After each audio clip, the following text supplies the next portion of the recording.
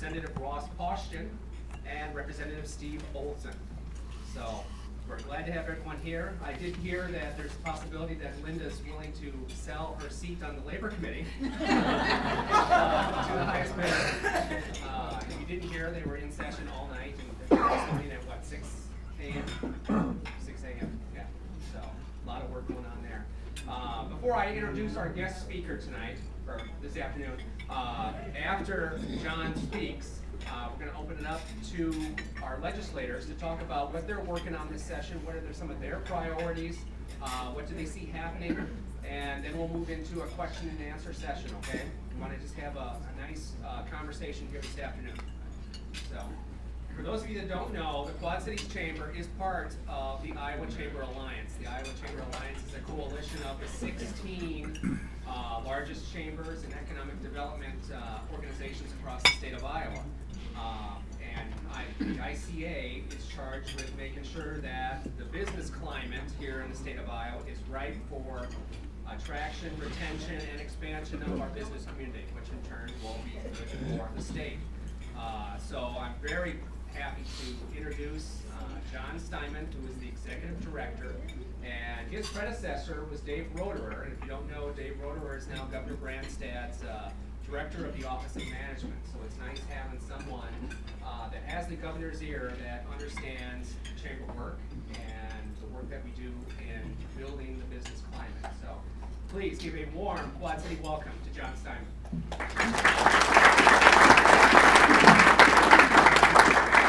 Thank you, Scott, and thanks for having me here today.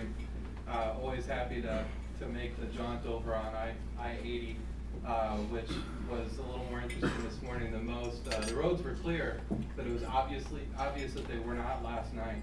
So, so I think the records are making their money today. As Scott mentioned, with the Iowa Chamber Alliance, I am about 8 weeks on the job. So I hope that you give me a little bit of leeway.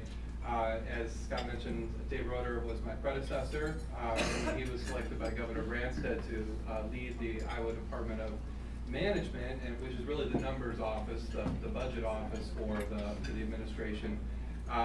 The alliance was had a short period of time to get somebody new in the door, and I was very pleased to be able to rise to that occasion and become the interim executive director. It's a great organization. I'm sure some of you are familiar, but it's the 16th largest chamber and economic development organizations across the state of Iowa. And they've been together for over a decade, really battling to try to shape and improve Iowa's economic standing. And the groups come together. It's basically all the yellow spots on the map when you look at Iowa. Not all of them, but most of them. If you go across southeast Iowa here, we have Burlington and Muscatine and Quad Cities, and we go up to Dubuque, and we go all over the state to the corridor, and Des Moines, and Fort Dodge, and Sioux City, and Council Bluffs, and so on. So you get a flavor for who our members are. And obviously, from different geographies of the state, different political leanings of the state, but they're all unified for one reason. That's really to generate economic growth, to drive economic progress, and that is for the betterment of the entire state, not just for the more metropolitan areas of the state. We try to have a longer view, try to not be afraid to take on tough policy matters, and we try to make sure we're doing that for the benefit of the entire state, not just from more populous areas. So it's a very engaged group. Our members are the CEOs of the chamber organizations and the government affairs teams, and it's a robust organization. I'm fortunate that we have some very skilled lobbyists at the Capitol as well, that know their way around, so the new guy can ask the silly questions like, you know, what time can I walk through the chains to the Senate chamber without having the sergeant at arms that cost me. So, which will do. But you know, we have a lot of excitement and energy around our organization and the agenda that we've been pushing for a number of years, because there's real opportunity. Obviously there was significant change in the election, but you have to look at that a little bit deeper than surface level. you have a narrow but not insignificant majority in the Senate, where the Democrats lead, and Senate Majority Leader Mike Ronstall is leading his caucus, and it's a very sophisticated body and a sophisticated caucus, and it's a narrow margin between the two parties, and that means that they have to figure out ways to work together on some issues. You have Republicans in the House, with Speaker Craig Paulson from Hiawatha, from over near Cedar Rapids, leading his new and I think bigger than they expected Republican caucus of 60 members, whereas it's 26, 24 in the Senate. And I think that the Republicans are finding out that they have a lot of different points of view inside of their own caucus. And you layer on top of that the fact that you have a new governor that's not new at all, and he's been around the building more than anyone else. When he was sworn in January, he was already the longest serving governor in the history of the United States. So he kind of knows his way around the building. So you really have some very interesting political dynamic, but with that comes a fresh approach and a fresh opportunity to talk about ideas and talk about some tough issues that our organization has been advocating for years.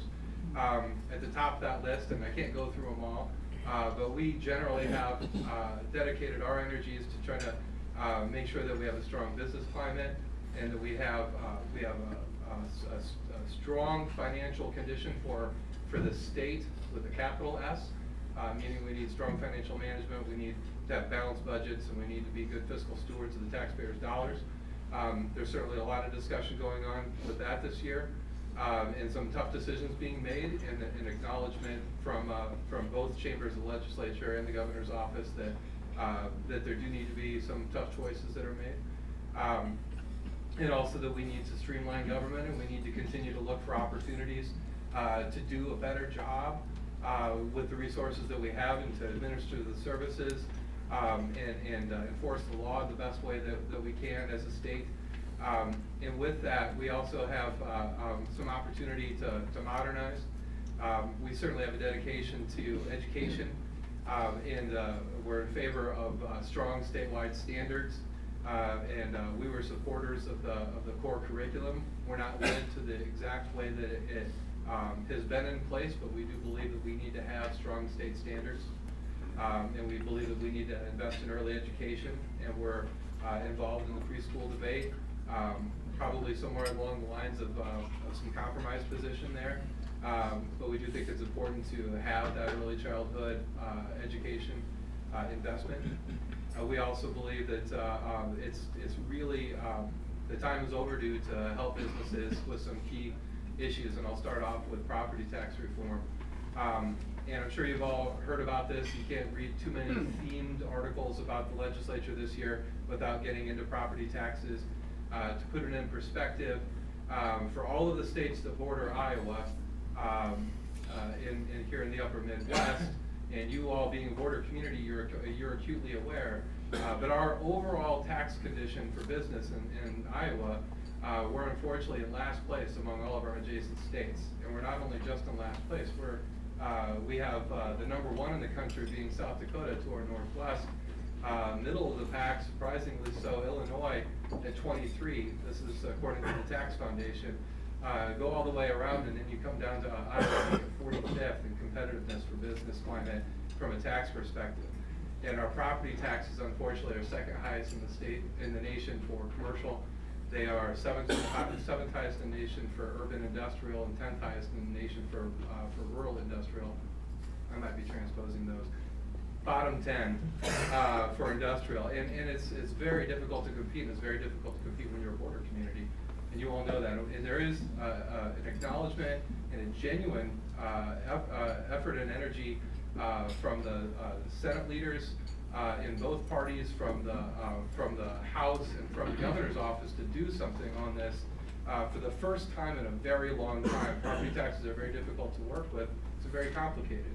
But the formula that's in place has largely been untouched for business for 34 years. The last significant thing that happened was on machinery and equipment, and that was 19 years ago. So you're closer to 1977 when that policy was put in place from that last reform than you are to today. And we're uncompetitive, and we need to work on that, and we're very welcoming of the legislature's posture of wanting to have that discussion. There's several different proposals, and we're wanting to make sure that we don't lose that energy in the details.